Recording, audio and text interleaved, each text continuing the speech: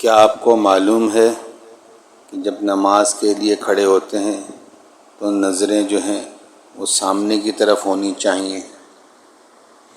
کیا آپ کو معلوم ہے کہ جب نماز کے لیے کھڑے ہوتے ہیں تو ایڑیوں اور پنجوں کے درمیان فاصلہ برابر ہونا چاہیے تاکہ پیروں کی انگلیوں کا رخ قبلہ کی طرف ہو جائے؟ کیا آپ کو معلوم ہے کہ جب نیت کے لیے ہاتھ اٹھائے جاتے ہیں، تکبیر تحریمہ کہی جاتی ہے، تو آپ کی دونوں ہتھیلیوں کا رخ سامنے کی طرف یعنی قبلے کی طرف ہونا چاہیے؟ کیا آپ کو معلوم ہے کہ جب نماز میں قیام کی حالت میں کھڑے ہوتے ہیں تو آپ کی نظریں جو ہیں وہ سجدے کی طرف ہونی چاہیے؟ جہاں پہ سجدہ کیا جائے، جہاں پہ آپ کی ناک رکھی جائے گی سجدے میں، اس جگہ پہ آپ کی نظر ہونی چاہیے۔ کیا آپ کو معلوم ہے کہ نماز میں نیت باندھتے وقت آپ اپنا ہاتھ چاہے سینے پہ باندھیں، پیٹ پہ باندھیں، پیٹ کے نیچے باندھیں، کہیں پر بھی باندھیں، لیکن ناف پر نہیں باندھ سکتے، جو عین ناف کا نشان ہے اس پر نہیں باندھ سکتے۔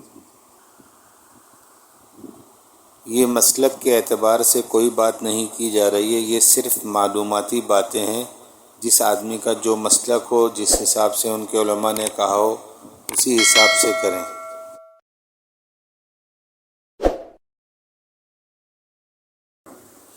کیا آپ کو معلوم ہے کہ رکوع سے اٹھ کر کھڑے ہونے کو قومہ کہتے ہیں؟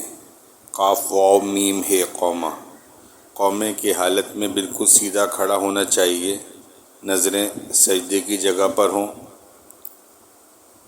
اور اتنی دیر کے لیے قومہ کرنا ضروری ہے کہ ایک کپڑے کو اگر زمین کی طرف گرایا جائے، ہاتھ سے چھوڑا جائے اور جا کے زمین پر ٹک جائے، اس کے بعد کوئی حرکت نہ کرے، اتنی دیر کے لیے قومہ کرنا جو ہے وہ ضروری ہے۔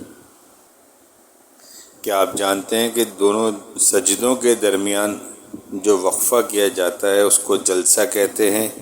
جلسے کے لیے بھی یہی حکم ہے کہ اتنی دیر تک بیٹھا جائے کہ ایک کپڑا اگر اوپر سے نیچے گرایا جائے تو وہ گر کے اور اس کی حرکت بند ہو جائے، اس میں نظریں جو ہیں وہ اپنی گود میں ہونی چاہیے۔